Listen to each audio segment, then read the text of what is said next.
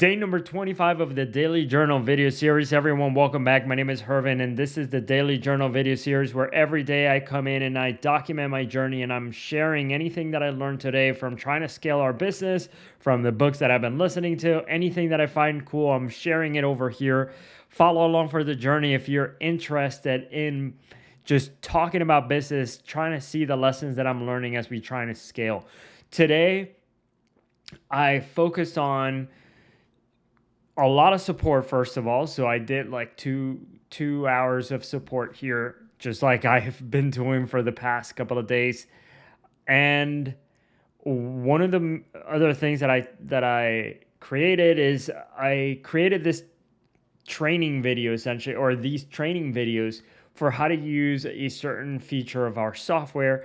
And as I was building it and I was thinking through it, I'm like, part of me thought, I'm like, man, I think I'm pretty good at this. I think I'm pretty good at like creating these support videos and thinking through all the different ways in which I can explain this program. And as I was thinking of that, I'm like, man, this is the reason why I'm stuck. This is a reason for why I'm not moving faster. And let me explain what I thought in that moment. And it's part of me is like, I'm like, man, I'm good at this. I can, I can really think through how to create really amazing product guides and support articles and think through how we should create these video tutorials. And so I spend my time there because I'm good at it. And I know it's a strong skill that I have in terms of being able to explain things in a simple way and being able to think through how to use, and I'm currently the person inside our company who's able to think through how to use our software. But part of the problem with that is the fact that to me, I was thinking, okay, what if I wasn't the person doing these? Are they still going to be good? And do I feel like I need to do them because I'm good at them? And then am I gonna always be stuck being the person having to do these support documentations, creating the video tutorials myself? And then I thought, obviously the answer is no. I can't be the person tactically doing all the things. I need to be removing myself from the business and let other people take over these tasks in order for us to move a lot faster. So then I can focus more on, even though, like, yes, creating video tutorials is something that I'm strong at. I'm also strong at seeing the vision of the company. And also as a company right now, I feel like the biggest bottleneck, and here's ultimately the thing that I want to document here, which is the fact that I am the person doing the tactical things instead of learning to be the person. So that's what I'm comfortable with. I'm comfortable being the person doing the tactical things, and I've developed skills in them and I know I'm good at them. But that's not where the highest leverage is. And sometimes I trick myself because I'm like, yeah, this is a high leverage activity. If I create this one tutorial, I'm never going to have to answer this question ever again. And so moving forward in the future, this is going to be used many different times and it's high leverage because of that. Yeah, that's partly true. It is a higher leverage activity, but you know what's even higher? It's being able to create the vision. Here's what we want these tutorials to look like. Here are the principles that we're going to be sticking to when we're creating these video tutorials. And then just letting the team do them and then just giving them feedback as to how to create them better. And letting them get good at this skill and me getting good at this skill of being the leader, getting good at the delegation skill, getting good at the coaching skill, getting good at the giving people feedback skills. And so especially that last one, giving people feedback, I've talked about it for the longest time here, for this last 25 days. I've said pretty much on a lot of the videos that giving feedback is something that's foreign to me. And today I was doing this as an exercise in my journal, which is like, why am I so averse to giving feedback? And part of me is, it's like, I don't want to make people feel bad. I don't want to make people feel like their work doesn't matter or like their work isn't good or like somehow I am the all-knowing person and that I am above them or something like that, or that I am better than them, or that they should do things.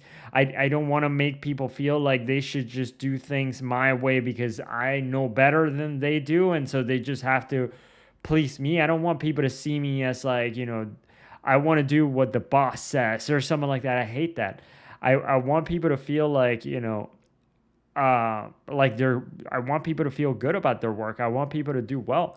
And I know part of it is like coaching comes with that. I want to be a good coach to my team. But even when I used to be a dance instructor for the longest time, we always used to have this thing where I would struggle telling people where they could improve and give them feedback and give them like honest feedback. And when I think of honest feedback and I say that to myself, I think it's like, somehow I imagine that it has to sound harsh or something like that when it doesn't. I don't know. I just feel like I lack the skills right now to be really smooth giving feedback or being good at it. And so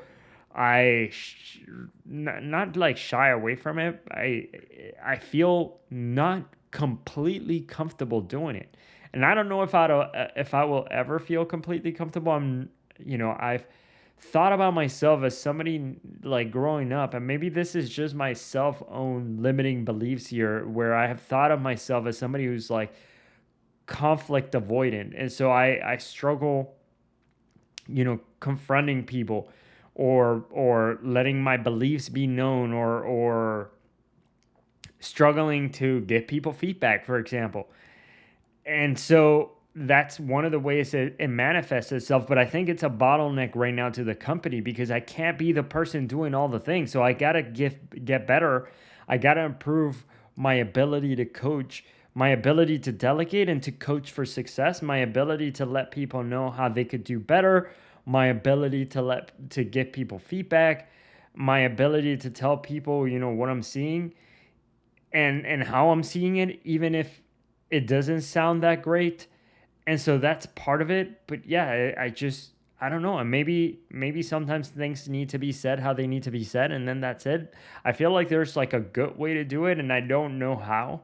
And so part of me just, I don't know. I feel like I lack the framework for how to give people feedback. It's funny, it's silly to say. Maybe I just haven't thought about it like that deeply. But yeah, that's kind of where I'm at. It's just that realization that came in from the fact that I did this thing. I'm like, oh wow, this is good. I'm really